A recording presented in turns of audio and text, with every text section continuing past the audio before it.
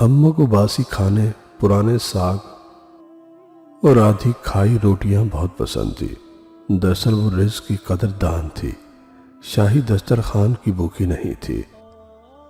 میری چھوٹی آپا کئی مرتبہ خوف زدہ ہو کر اونچی آواز میں چیخنا شروع کر دیتی، اماں حلیم نہ کھاؤ، پھول گیا ہے، بلبلے اٹھ رہے ہیں، یہ ٹکڑا پھینک دیں، اماں سارا جلا ہوا ہے، اس سالن کو مت کھائیں، کھٹی بو آ رہی ہے، یہ امرود ہم نے پھینک دیے تھے، ان میں سے کیڑا نکلا تھا، لقمہ زمین سے نہ اٹھائیں، اس سے جراثیم چمٹ گئے ہیں، اس کٹورے میں سے نہ پئیں، یہ باہر بھجوایا تھا۔ لیکن اماں چھوٹی آپا کی خوفناک للکاریوں کی پرواہ کیے بغیر مزے سے کھاتی چلی جاتی، کیونکہ وہ تعلیم یافتہ نہیں تھی، اس لیے جراثیموں سے زیادہ نہیں ڈرتی تھی، صرف خدا سے ڈرتی تھی۔ خوشی دینے سے ملتی ہے اور محبت بھی دینے سے ملتی ہے، یہ مانگنے سے نہیں ملتی۔ زندگی آخر کار رلا ہی دیتی ہے، پھر چاہے ہم اپنے ماں باپ کے کتنے ہی لاڈلے کیوں نہ ہوں۔ مسلمانوں کے نہ رکنے والے زوال کی وجہ یہی ہے کہ ہم نے آسانیاں تقسیم کرنے کی بجائے رکاوٹیں کھڑی کرنے کا فن سیکھ لیا ہے۔ جو چیز تم سے لے لی گئی ہے، ایک وقت ایسا بھی آئے گا کہ اس کی یاد تمہارے ذہن و دماغ سے مٹا دی جائے گی، اور عنقریب اللہ تمہیں وہ چیز عطا کرے گا جس کی تمہیں توقع بھی نہ تھی۔ ہر چیز اللہ کے ہاتھ میں ہے، اس کا بھروسہ رکھو اور مسکراتے رہو، کبھی بے سہارا نہیں رہو گے۔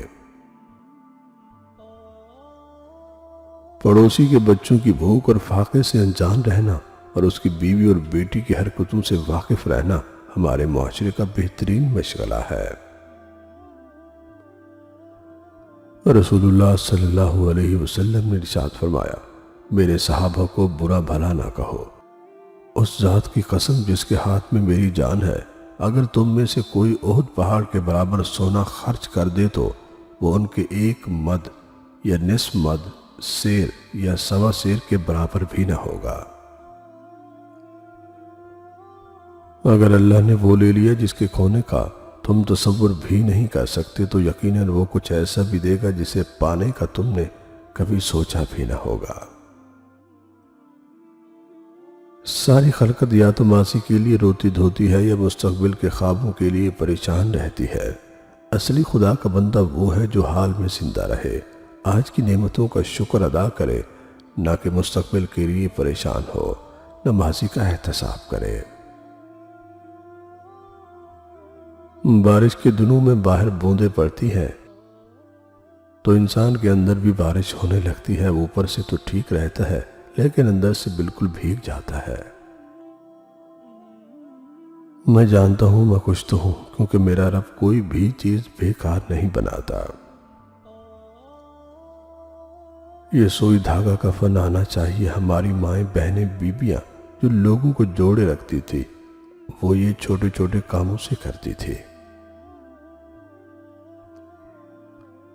انسان دوسروں کو جو سب سے بڑا تحفہ عطا کر سکتا ہے وہ وقت ہے، اس سے قیمتی تحفہ انسان کو نہیں دے سکتا۔